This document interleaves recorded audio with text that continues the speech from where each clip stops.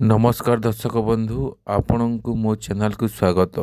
आज यही वीडियो रे आमे कथा हेबा सुभद्रा योजना पंचम किस्ती टंका नयागढ़ रे 28 तारिख मिलिबो बोली आसुथिबा एक बड़ अपडेट विषय रे प्रभाती परिड़ा कहिसंती जे सुभद्रा योजनार पंचम किस्ती टंका नयागढ़ जिल्ला रे 28 तारिख मिलिबा एही सूचना को नहीं अनेक हिताधारी मनरे आशा और उत्साह देखा जाउछि।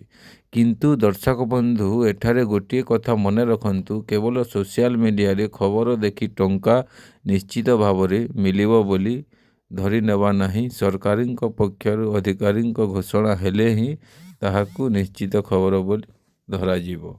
जदि आपण सुभद्रा योजनार हिताधारी तेबे निज बैंक अकाउंट मोबाइल एसएमएस एवं हिताधिकारी सुभद्रा सूचना को नियमित भाव जांच करंतु।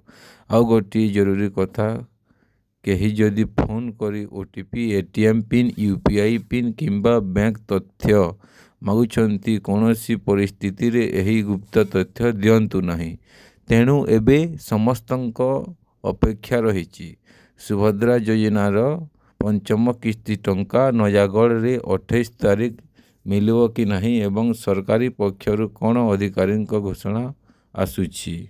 आपणଙ୍କୁ यही अपडेट भल लगिले वीडियो को लाइक करंतु शेयर करंतु एवं एभली सरकारी योजना नुआ अपडेट पाई आमर चैनल के सब्सक्राइब करुन। धन्यवाद। जय ओडिशा।